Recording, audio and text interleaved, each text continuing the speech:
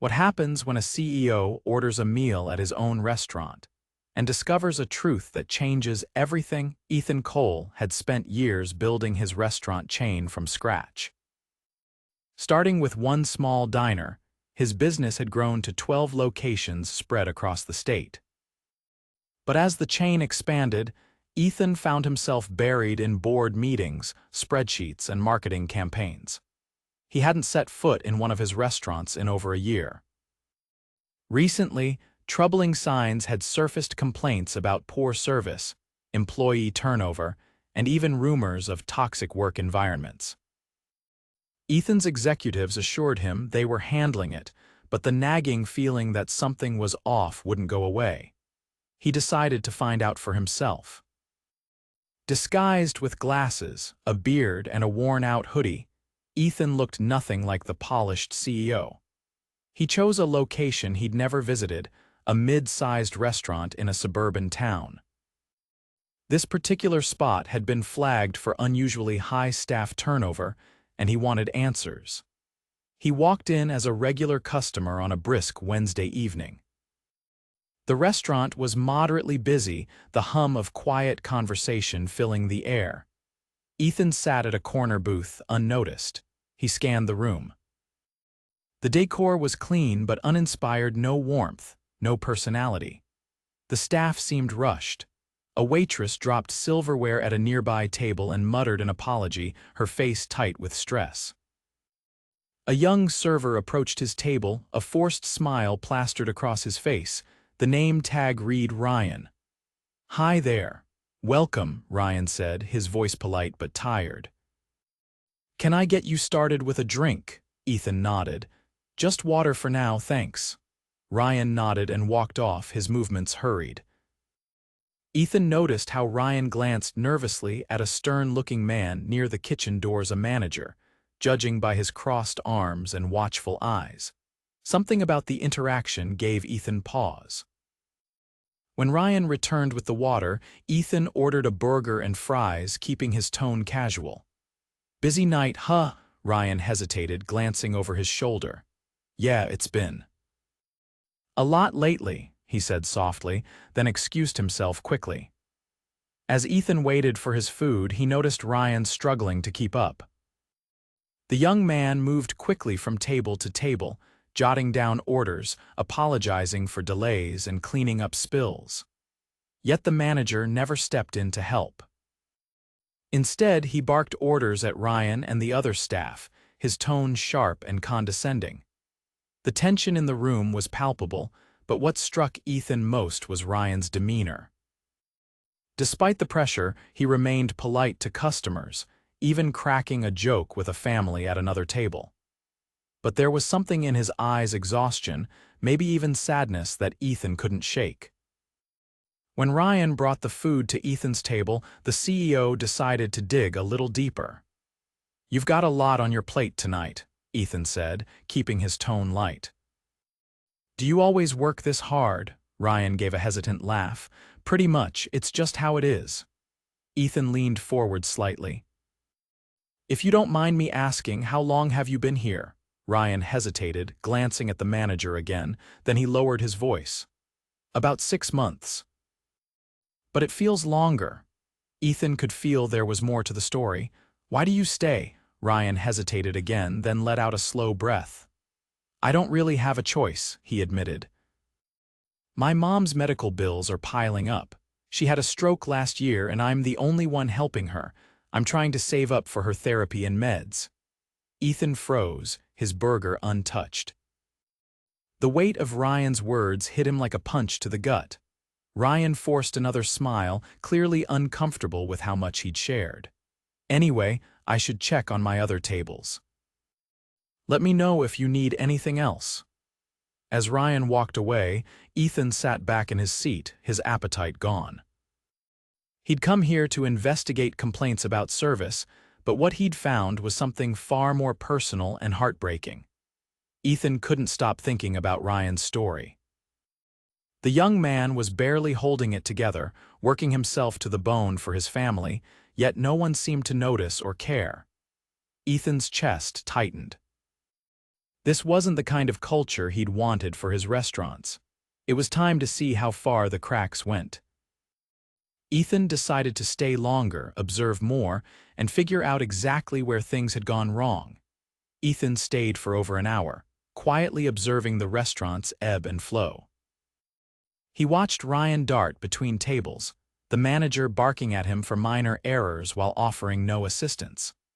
A few other employees seemed equally overworked, their movements rushed and faces weary. It wasn't just Ryan, it was the entire environment. Something was deeply wrong here. At one point, Ryan accidentally knocked over a glass of water while clearing a table. The manager stormed over, his voice loud enough to turn heads. "Ryan, how many times do I have to tell you to pay attention? Clean this up." "Now, I'm sorry, it won't happen again," Ryan said, his voice barely above a whisper as he crouched to grab a towel. Ethan clenched his fists under the table. This was it, the breaking point. He couldn't sit by any longer. After Ryan finished cleaning, Ethan stood up and approached him near the drink station. "Hey, Ryan," he said casually. "I don't mean to pry, but is it always like this here? You seem like you're under a lot of pressure." Ryan hesitated, his eyes darting toward the manager across the room. "I really shouldn't say anything," he muttered, his hands nervously fidgeting with a stack of napkins. "I get it," Ethan said, lowering his voice. "But listen, I used to work in restaurants when I was younger. I know how tough it can be. You seem like a good guy and I hate to see someone working this hard without any support." Ryan's shoulders sagged slightly, as if Ethan's words had given him permission to let some of the weight slip off. He glanced around once more before leaning in. "It's not just me," he admitted quietly. "Most of the staff are fed up. The manager, Greg, well, you've seen how he is. He doesn't help, just yells at us. People quit all the time because of him. I'm only here because I can't afford to leave." Ethan nodded, his jaw tightening. "Thanks for telling me. I promise I won't say anything to him." Ryan gave a small, weary smile and returned to his tables. Ethan, however, had heard enough. He paid his bill, leaving a generous tip for Ryan, and stepped outside. He pulled out his phone and called Karen, his operations manager. She was someone he trusted, someone who had been with him since the early days of the company. "Karen, I need you to meet me at the town name location tomorrow morning," Ethan said, his voice firm. "Is everything all right?" she asked, sensing the tension in his tone. "No," Ethan replied, "it's not. I need to make some changes immediately." The next morning, Ethan arrived at the restaurant early, this time without his disguise. Karen was already there, looking concerned. "What's going on, Ethan?" she asked as he approached. He explained everything he had seen and heard the night before, from the manager's behavior to Ryan's heartbreaking situation. Karen listened intently, nodding as he spoke. "This isn't just a bad night," Ethan said, his voice laced with frustration. "This is a systemic problem. If it's happening here, it could be happening at other locations too. We need to fix it." Karen agreed, and together, they walked into the restaurant. The morning shift was just starting, and Greg, the manager, was already there, sipping coffee behind the counter. He looked surprised when he saw Ethan. "Ethan Cole." "What are you doing here?" Greg asked, his tone caught between curiosity and unease. Ethan didn't waste any time. "We need to talk," he said firmly. Greg's expression shifted to one of mild irritation. "About what?"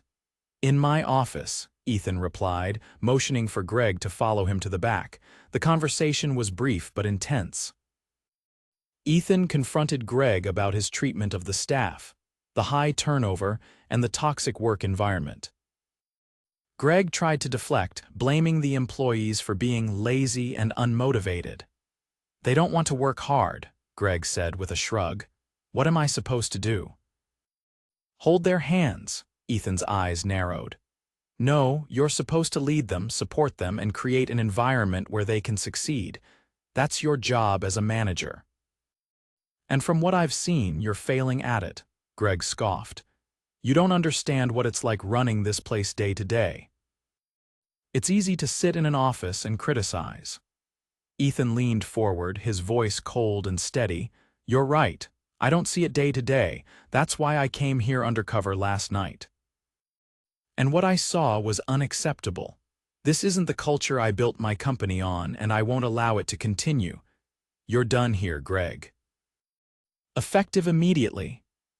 Greg's face turned red with anger, but he knew better than to argue further. He grabbed his things and stormed out without another word.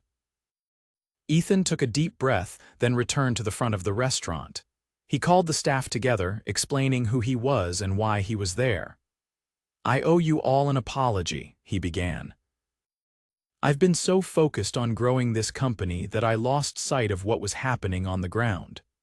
Last night, I saw things I never should have allowed to happen. That ends today." He specifically addressed Ryan, thanking him for his hard work and resilience. "Ryan, you've gone above and beyond for this restaurant, and I want to make sure you're recognized and supported. Starting today, I'm covering your mom's medical bills.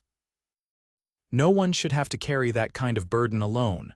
Ryan's eyes widened and he stammered, I don't even know what to say, thank you." Ethan smiled. "You deserve it. And as for everyone else, I'm implementing immediate changes to ensure this place is a better environment for all of you. You'll have a new manager starting tomorrow, someone who knows how to lead with respect and compassion." The room buzzed with relief and cautious optimism. For the first time in a long time, the staff felt seen and valued. As Ethan left the restaurant that day, he knew the work wasn't over. There were more locations to visit, more changes to make. But for the first time in months, he felt like he was truly leading his company again. The next few days were a whirlwind for Ethan. After removing Greg as manager, he worked with Karen to implement immediate changes at the restaurant while also preparing for larger reforms across the company. But first, he needed to make sure this specific location was stabilized. Karen had already started interviewing candidates for a new manager, but Ethan decided to visit the restaurant again to check on the staff. This time, he arrived during the lunch rush, wanting to see how they were managing without Greg. The difference was noticeable as soon as he stepped inside. The atmosphere was lighter, and the employees, while still busy, didn't seem as tense. Ryan was working the floor again, moving quickly but smiling more. Ethan caught his eye and Ryan nodded in recognition before heading to another table. Ethan found Karen near the counter, reviewing a checklist with one of the assistant managers. "How are things going?" he asked, his voice low to avoid drawing attention. Karen smiled. "Better, but we're not there yet. The team's still adjusting to the change, and we've had to juggle shifts to cover for Greg's absence. Ryan's been a rock, though. That kid is keeping this place afloat." Ethan nodded, his gaze following Ryan as he delivered plates to a table of 4. "He deserves more than just a pat on the back," he said. "Let's make sure he gets some time off soon. He's earned it." Karen made a note on her clipboard. "I'll handle it." Ethan spent the next hour observing quietly, taking mental notes on what was working and what wasn't. The kitchen staff seemed more cooperative without Greg's interference, but they were still understaffed. The assistant manager, while competent, looked overwhelmed trying to balance the floor and back of house operations. As Ethan was about to leave, he noticed a customer at the register arguing with one of the cashiers. The man, tall and impatient, was gesturing aggressively. "I've been waiting for 15 minutes, and now you're telling me you're out of what I ordered." "This is ridiculous." The cashier, a young woman who couldn't have been older than 18, looked on the verge of tears. "I'm really sorry, sir. We had a larger lunch crowd than expected, and we ran out of." "I don't care about your excuses," the man snapped, his voice rising. Before Ethan could step in, Ryan appeared at the counter. "Sir, I can help you," he said calmly, positioning himself between the man and the cashier. I understand you're upset, and I apologize for the delay. Let me comp your meal and see if there's something else we can prepare for you quickly. The man glared at Ryan but seemed to deflate slightly. Fine. Just hurry up. Ryan nodded and quickly resolved the issue, sending the man to a table to wait. He then turned to the cashier and gave her a reassuring smile. You're doing great. Don't let him get to you, okay? The cashier nodded, wiping her eyes. Thanks, Ryan. Ethan watched the scene unfold, a mix of pride and frustration brewing in his chest. Ryan's ability to diffuse the situation was impressive, but it wasn't fair that he had to shoulder so much responsibility without proper support. Later that afternoon, Ethan called Ryan into the small office at the back of the restaurant. Ryan looked nervous as he stepped inside, his hands fidgeting at his sides.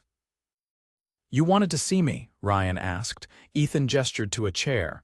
Yeah, have a seat.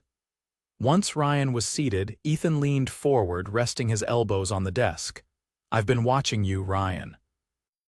Not just today, but over the past few days. You're doing an incredible job under some really tough circumstances. Ryan shrugged, looking down at his hands. I'm just doing what I can. You're doing more than that, Ethan said firmly.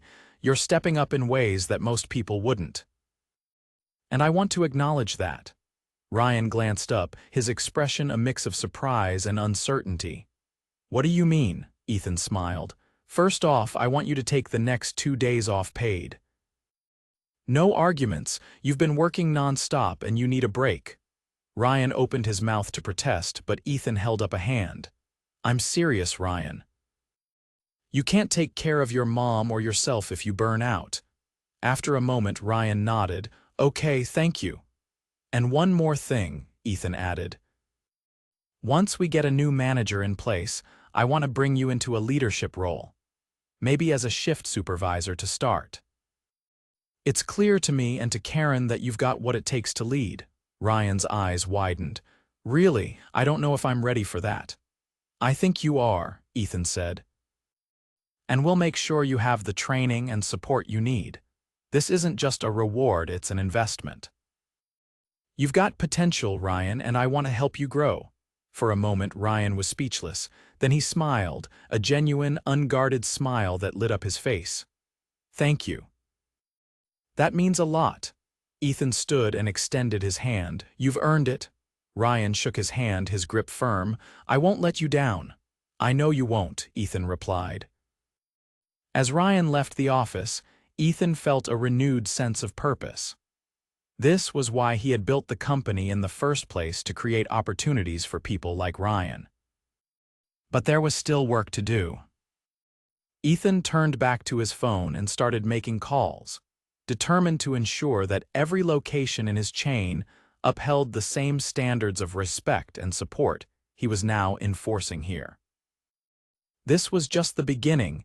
Ethan's phone buzzed as he walked out of the restaurant that afternoon. It was Karen. I've finalized the interviews for the new manager, she said. There's one candidate I think you should meet in person. She's experienced, has great references, and her leadership style aligns with the changes you want to make. Send me her details, Ethan replied. I want to meet her tomorrow. The next morning, Ethan sat in a quiet corner of a local coffee shop, waiting for the candidate. Karen had arranged the meeting, and Ethan was eager to ensure this person would be the right fit. The door chimed, and a woman in her mid-40s walked in, scanning the room before approaching him. Hi, Mr. Cole, I'm Dana, she said, extending her hand with a confident but warm smile. Ethan shook her hand and gestured for her to sit. Nice to meet you, Dana. Thanks for coming on short notice. Their conversation flowed easily. Dana had a decade of experience managing restaurants, and her focus on employee well-being stood out. I believe a happy team creates happy customers, she said. If your staff feels valued, they'll go the extra mile without being asked. Ethan nodded. That's exactly what I'm looking for. The team at this location has been through a lot. They need someone who can rebuild trust and foster a positive culture. Dana leaned forward slightly. I've dealt with situations like this before. It takes time, but with the right approach, you can turn things around. I'd start by meeting with the team one-on-one, getting to know their challenges and what motivates them. Ethan smiled. You're hired, Dana blinked in surprise. Just like that. You're exactly what this place needs, he said. Karen will handle the paperwork, but I want you to start as soon as possible. Thank you. I won't let you down, Dana promised. 2 days later, Dana stepped into the restaurant for her first shift. Ethan was there to introduce her to the team. The employees gathered in the dining area, their expressions a mix of curiosity and cautious optimism. Ryan stood near the back, his arms crossed but a small smile tugging at the corner of his mouth.